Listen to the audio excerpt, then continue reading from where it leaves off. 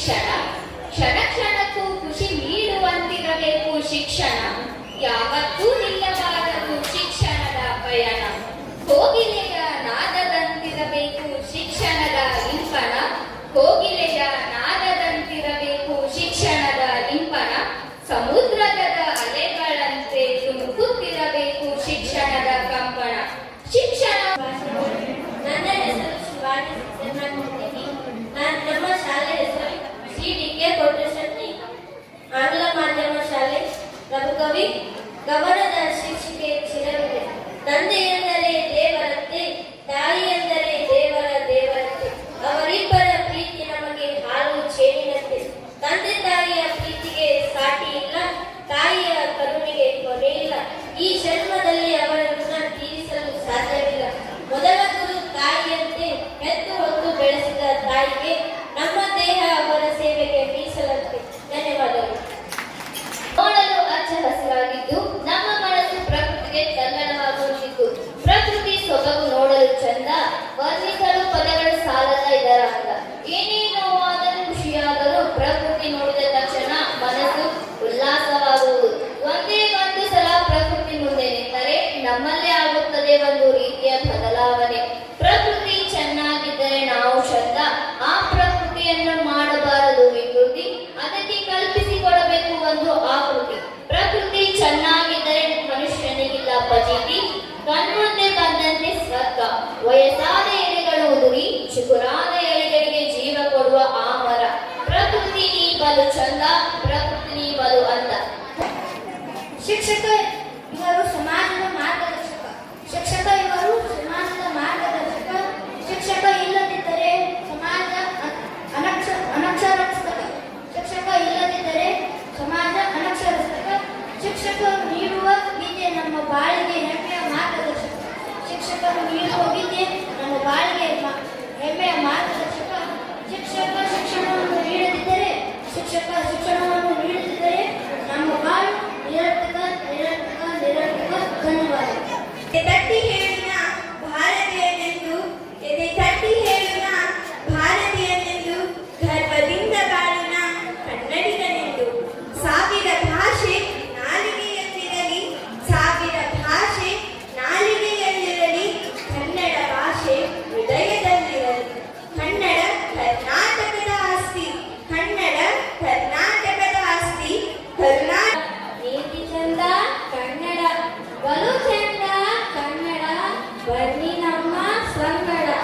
ಅಂದಿಗೂ ಇಂದಿಗೂ ಎಂದಿಗೂ ಕನ್ನಡವೇ ಸತ್ಯ, ಕನ್ನಡವೇ ನಿತ್ಯ. ಕನ್ನಡಾಂಬೆಯ ಪಾದವೇ ಸತ್ಯ, ಉಳಿದಿದ್ದೆಲ್ಲವೂ ಮಿಥ್ಯ. ಕೆಲವು ಕರಗಿ ಚುಡುಚುಡು ಹರಿದು ಬರುವೆ, ಬೆಟ್ಟದ ಮೇಲಿಂದ ನದಿಯಾಗಿ ಬರುವ ಕರಗಿದ ಬೆಳೆಯೊಳಗೆ ಹರಿಯುತ್ತ ಸೌಂದರ್ಯ ಹರಡುತ್ತ ಚುಡುಚುಡು ಹರಿದು ಖುಷಿಯನ್ನು ನೀಡುವೆ. ಸಂತೋಷ ನೀಡುತ್ತ ಕೆರೆಯಾಗಿ ಹರಡುತ್ತ ಹೊಳೆಯಾಗಿ ಹರಿಯುತ್ತ ನದಿಯಾಗಿ ಕಾಣುತ್ತಿಹಳು ಗಂಗೆ. ನಿಮ್ಮೆಲ್ಲರಿಗೂ ಎಲ್ಲಾದರೂ ಇರು ಎಂದಾದರೂ ಇರು, ಎಂದೆಂದಿಗೂ ನೀ ಕನ್ನಡವಾಗಿರು. ಕನ್ನಡವೇ ಸತ್ಯ, ಕನ್ನಡವೇ ನಿಜಳು. ದೇವರಿಗಿಂತ ತಾಯಿಯೇ ದೊಡ್ಡವಳು. ಜಗತ್ತಿನಲ್ಲಿದ್ದ ಪ್ರೀತಿಯನ್ನು ಅವಳೇ ತಂದವಳು. ಜಗತ್ತಿನಲ್ಲಿದ್ದ ಪ್ರೀತಿಯನ್ನು ಅವಳೇ ತಂದವಳು. ನನ್ನ ನಷ್ಟಗಳನ್ನು ಸಾಕಿ ಸಲಹಿದವಳು, ನನ್ನನ್ನು ಸಂಸ್ಕೃತಿಯಿಂದ ಬೆಳೆಸಿದವಳು. ನವಮಾಸ ನನ್ನನ್ನು ಗರ್ಭದಲ್ಲಿ ಇರಿಸಿ ಭೂಮಿಗೆ ತಂದವಳು. ನವಮಾಸ ನನ್ನನ್ನು ಗರ್ಭದಲ್ಲಿ ಇರಿಸಿ ಭೂಮಿಗೆ ತಂದವಳು. ತನ್ನ ನೋವುಗಳನ್ನು ಸಹಿಸಿ ನನ್ನನ್ನು ಹೆತ್ತವಳು. ತನ್ನ ನೋವುಗಳನ್ನು ಸಹಿಸಿ ನನ್ನನ್ನು ಹೆತ್ತವಳು. ಆಕೆಗೆ ಎಷ್ಟು ಕಷ್ಟವಾದರೂ ನನ್ನನ್ನು ಮಮತೆಯಿಂದ ಸಾಕಿದಳು. ಜೋಗುಳ ಹಾಡಿದ ಮಮತೆಯ ಬಡಿಲು ತುತ್ತನ್ನಿಟ್ಟು ಹಸಿವ. ನಮ್ಮ ಸುತ್ತಲಿನ ಪರಿಸರ ಕಾಣಸಿಗುವುದು ಸುಂದರ. ಫಲವ ನೀಡಿ ಹೂವು ಅರಳಿ ಹಚ್ಚ ಹಸಿರಿನಿಂದ ಕೂಡಿದ ಗಿಡಮರ. ಮಾನವ ಸ್ವಾರ್ಥಕ್ಕೆ ಬಲಿಯಾಗುತ್ತಿರುವುದು ಕಲಿಕರ ಕಲಿಕರ. ಆಧುನಿಕ ಯುಗದ ನೆಪದಲ್ಲಿ ನಾಶವಾಗುತ್ತಿದೆ ಅರಣ್ಯವಿಲ್ಲಿ. ಅದನ್ನಂಬಿ ಬದುಕುವ ವನ್ಯ ಜೀವಿಗಳನ್ನ ಬೆದರಿ ಬದುಕುತ್ತಿದೆ ಭಯದಲ್ಲಿ. ಅಭಿವೃದ್ಧಿ ಹೆಸರಲ್ಲಿ ದೊಡ್ಡದಾಗುತ್ತಿದೆ ಕಟ್ಟಡಗಳ ಗಾತ್ರ. ಹರಿದು ಹಳ್ಳ ಹಿಡಿದಿದೆ ಪದ್ಮಾವತಿ ಅಂತಾರಾಷ್ಟ್ರೀಯ ಶಾಲೆಯಲ್ಲಿ 9ನೇ ತರಗತಿಯ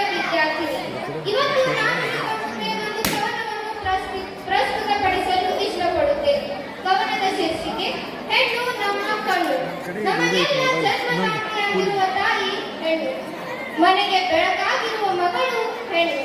ಕಷ್ಟ ಸುಖದಲ್ಲಿ ಜೊತೆಯಾಗಿರುವ ಸಂಗಾತಿ ಹೆಣ್ಣು.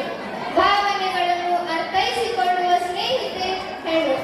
ಎಲ್ಲರನ್ನೂ ಶಿಸ್ತಿನಿಂದ ನಡ್ಕೊಂಡು ಬರ್ತಾ ಇದೆ.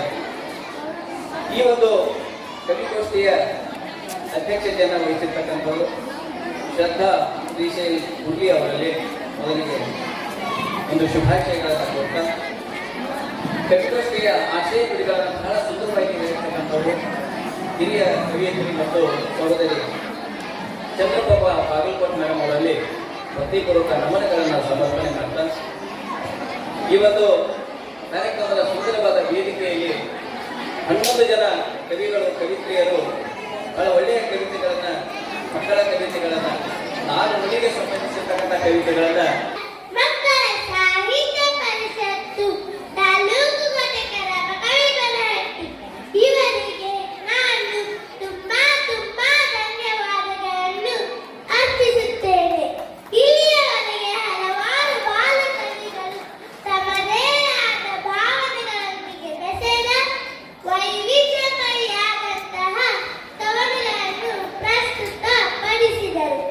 ಸಮನ್ವಯಕಾರರು ಅವರನ್ನು ಪ್ರೋತ್ಸಾಹಿಸಿ ಮಾರ್ಗದರ್ಶನ ಕೂಡ ಮಾಡಿದರು.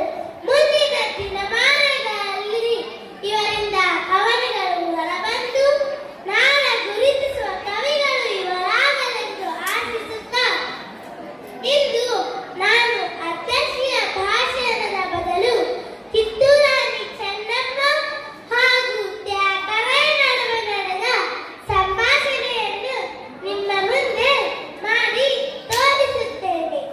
ಸಂಭಾಷಣೆ. ತಾಯಿ ತಮ್ಮ ಬೇಟೆಗಾಗಿ ತ್ಯಾಗರಾಯ ಸಾಹೇಬರು ಬಂದಿದ್ದಾರೆ. ಯಾವ ವಿಷಯ?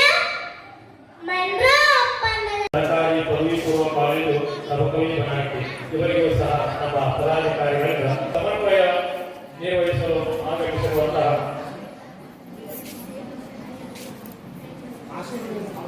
ಬಾಗಲಕೋಟ್ ಪ್ರಭಾರಿ ಪ್ರಾಚಾರ್ಯರು ಸರ್ಕಾರಿ ಪದವಿ ಪೂರ್ವ ಕಾಲೇಜು ನವಕವಿ ಬನಾಟಿ ಇವರಿಗೆ ನಮ್ಮ ಪದಾಧಿಕಾರಿಗಳಿಂದ ಗೌರವ ಸಮರ್ಪಣೆ.